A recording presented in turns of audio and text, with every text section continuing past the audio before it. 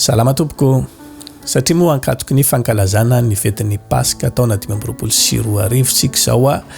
ka iompana manokana amin'izany indrindra ny lohahevitra ho resadresantsika eto amin'ny pejy Cornelio mandritra ity herinandron'ny Paska ity. Raha ny tantara no jerevantsika manomboka ny amin'ny Exodosy fahenina fa 5 any no ny andohany ity tantaran'ny Paska ity. Exodosy fahenina fa 5 hatramin'ny fahenina andony ovakitsika vetivety zay teny zay tahaka izao nivaky ny teny amin'ny anaran'i Jesosy. Ary koa izao hoe fanandre ny fitarainan'ny zanak'Israely izay ampanimpony Egyptianina ka de tsaroko ny fanekeko. Kola zao amin'ny zanak'Israely hoe izao no Jehova ary hitondranareo hivoaka ho afaka amin'ny fanimpona mafy ampanaoviny Egyptianina nareo aho ka anavaka anareo amin'ny fanimpona azy ary sandry ahinjitra sy fitsarana lehibe no amjeko anareo. Tany no nanombohany ity tantaran'ny Paska ity rehefa niaina tao anatin'ny fangejana mafy, nanao asa fanandevozana mafy nanompo any Egyptianina sy ny Farao ny zanak'Israely tamin'ny fotoanandrony de nitaraina tamin'Andriamanitra izy. Rehefa tonga teny am-potsofin'Andriamanitra zany fitaraina zany de tapa-kevitr'Andriamanitra ny amin'ny hoe andeha hanafaka ny reto zanak'Israely reto. Rehefa tonga tokoa ary zay fotoan'izay tsy avy de nafan'Andriamanitra fotsiny zareo hoe bon tonga de andao asiana rivotra be mitsoka nareo de ho tonga ry atapin'ny desira ry nareo fa nisy condition maro isan-karazany zay napetrak'Andriamanitra andeha ovakitsika ny pitsopitsony amin'izany tsy de izy rehetra akory fa ho singantsika fotsiny mba tsy halava be ny famakitsika ny teny ndeny ovakitsika amin'ny Exodosy 12 andiny fahatelo aloha tahaka izao nivaky ny teny amin'ny anaran'i Jesosy. Mitenena ianareo amin'ny fiangonana de ny Israely rehetra ka manaova hoe amin'ny andro 10 amin'ity volana ity dia aoka samiaka zanak'ondry iray avy izy rehetra araka ny fianakaviany de zanak'ondry iray avy ho an'ny isa-trano. Eny amin'ny andininy fahatimy avy hatrany zanak'ondry tsy misy kilema de lahy izay iray taona no alainareo amin'ny ondry na amin'ny osy izany ary ho tehirizinareo izy hatramin'ny andro 4 amin'ity volana ity de amono azy amin'ny arivan'ny fiangonana de ny Israely rehetra ary analany ny ra ka atentiny amin'ny tolam-baravarana rosy amin'ny tato-baravarana trano izay hinanany azy de hoany amin'izany alina izany ny hena voatsatsika tamin'ny afo no hinanany azy mba mofo tsy misy masirasira sady ampiarana amin'ny anana mangidy. Io amin'ny andininy fahasivy aza anana mantana voandro amin'ny rano izy fa atsatsio amin'ny afo mba amin'ny lohany sy ny tongony ary ny fadiny ary aza sinareo sisa ho tramaraina fa raha tahiny misy sisa tsy lany ka tramaraina de ho toranareo amin'ny afo. Zany condition izay notakin'Andriamanitra na koa ny fepetra notakin'Andriamanitra tamin'ny zanak'Israely tamin'izany fotoana mba ahatongavan'ilay fanavotana na koa hoe famonjena azy reo ho afaka eo ambanin'ny vahon'ny Farao sy ny Egyptianina maka zanak'ondry anankiray izy na zanak'osy vonoiny ilay izy ny henany de atsatsiny ary hoaniny tsy asiany tramaraina. Ny raha kosa de atetiny eo amin'ny tolam-baravarana sy eo amin'ny sisim-baravarana amin'izay trano anamonona an'izay ondry na osy izay. Tataka izany ilay fiomanan'ny zanak'Israely tamin'ny fotoanandrony ialohan'ny nandalovan'Andriamanitra nanao an'izay asa-pamonjena goavana izay. Eto mantsy no hidirantsika landalina kokoa ny amin'ity resaka hoe Paska ity satria inona marina tokoa ary moa zany ny antsoina hoe Paska raha toka zany rehetrarehetra zany no ambaran'ny tenin'Andriamanitra rehefa na tsy ary fangirifirina ny zanak'Israely de nandefa afatra fitarainana tamin'Andriamanitra rehefa ren'Andriamanitra zany de tapa-kevitra izy ny andeha hamonjy ny zanak'Israely nampanomana handreo zavatra maro isan-karazany reo izy de aiza ho aiza amreo ary lay antsoina hoe Paska raha toizantsika ny vaky teny eo amin'ny Exodosy 12 andininy 12 hatramin'ny 13 de zao nambaran'ny tenin'Andriamanitra ato fandalo ny tany Egipta amin'izany alina zany aho ka hamono ny matoa rehetra amin'ny tany Egipta hatramin'ny olona ka hatramin'ny biby fiompy ary ny Andriamanitry ny Egiptianina dia ho tsaraiko avokoa. Izao no Jehova ary ny raha dia ho famantarana ho anareo eo amin'ny trano izay itoeranareo ary raha mahita ny rao dia andalo anareo ka tsy hisy loza andringana anareo raha amely ny tany Egipta ao. Izay no antsoina hoe Paska raha ny teny fiaviana no akatsika azy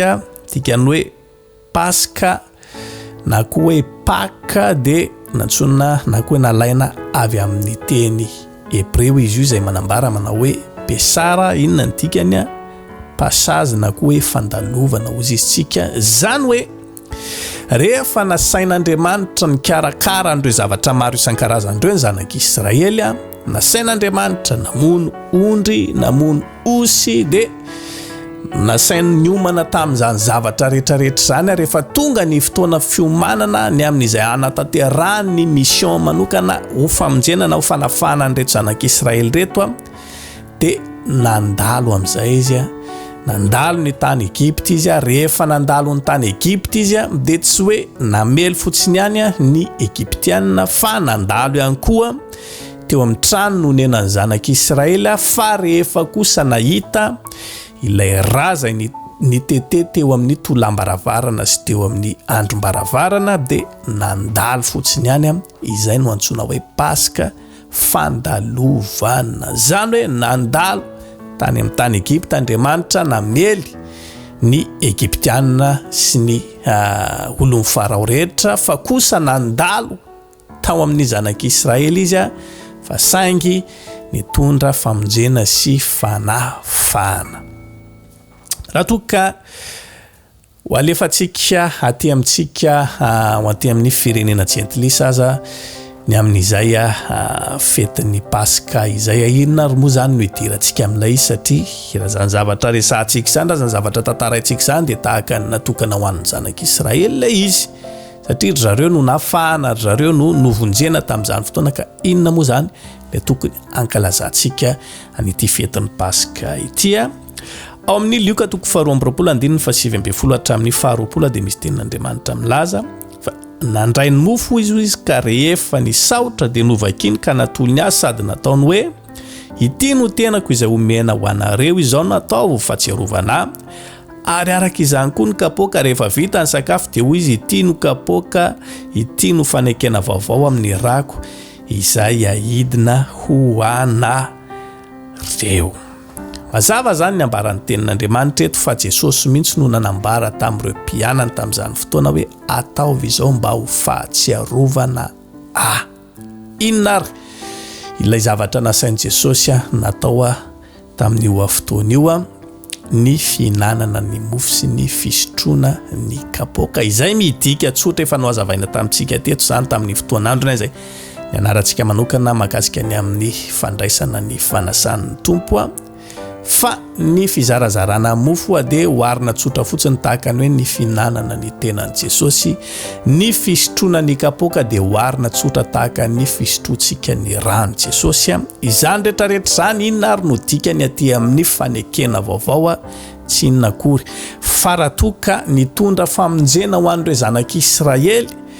tamin'ny fotoanandro tany amin'ny tany Egipta ny fihinanany an'ilay henana tsatsika sy fametrahany an'ilay raha teo amin'ny tolambaravarana aty amin'ny fanekena vaovao kosa dia tsotra ihany izay zavatra miandry antsika tiatsika ny andray an'ilay famonjena tiatsika ny mba hovavonjika ho afaka ao amin'ilay tanam-panandevozan'ny Farao sy ny Egiptianina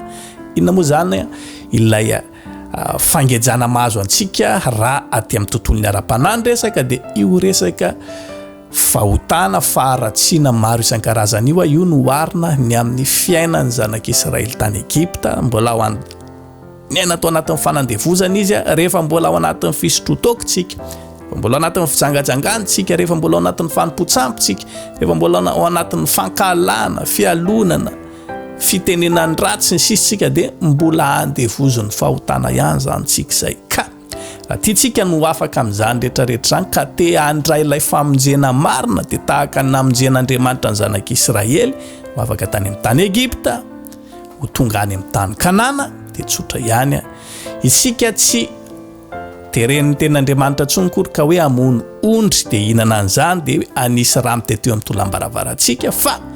mino fotsiny sika ilay asa-pamonjena izay nataon'i Jesosy teo ambony azo fijaliana rehefa mino an'izay tsika dia tahaka ny amin'ny hoe minana ilay nofony ary ihany koa misotro an'ilay raha izay narotsaka Jesosy teo ambony azo fijaliana midika ho famelana tamteraka ny elotsika ary mitondra antsika avy hatrany makany amin'ny famonjena any amin'ny Koritianina voalohany toko 5:7 hatramin'ny 9 dia misy ten'Andriamanitra milaza esorozy izy ny masirasira ela mba ho vongana vaovao ianareo araka izay tsy misy masirasira anareo fa voavony Kristy Paska ho antsika ka dia aoka isika na ho andro firaviravona tsy amin'ny masirasira ela na amin'ny masirasira loloposy faharatsiana fa amin'ny mofo tsy misy masirasira dia ny fahadiovam-posy ny fahamarinana raha hankalazain'ity fety ity sika dia tsotra ihany izay zavatra taken'ny tenin'Andriamanitra atsika esoro ny lolopo rehetra esoro ny faharatsiana rehetra ao anatintsika ao esoro izay zavatra avy na avopo na zavatra everintsika fa izy ny tenantsika ka metrahantsika ho ambony noho ny hafa na eritreretantsika zavatra tahaka ny hoe mampanandanja antsika mihoatra noho ny hafa na izay zavatra miteraka fialonana otroposiny sisa ao anatintsika ao fa amin'ny fahadiovam-po tanteraka kosa mba tanteraka marina ilay asa-pamonjena izay nataon'i Jesosy teo ambony azo fijaliana ka etanitsika amin'ny tian'io ity ny amin'ny hoe iomana amin'ny fankalazana an'izany Paska zany tsika zavatra tsotra ihany izay taken'ny tenin'Andriamanitra antsika ny amin'ny fankalazantsika an'ilay fety amin'ny fofeno fahadiovana tamteraka.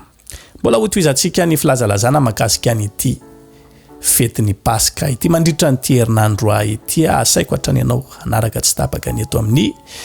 pejy Cornelio mba afahantsika mahalala tsara izay sitrapon'Andriamanitra rehetra mahakasika ny amin'izany fankalazana ny fetin'ny Paska izany metraka ny veloma mandra-piona mandrapitafa ho amintsika ho amin'ny video manaraka indray samy aro tahin'Andriamanitra veloma tompoko.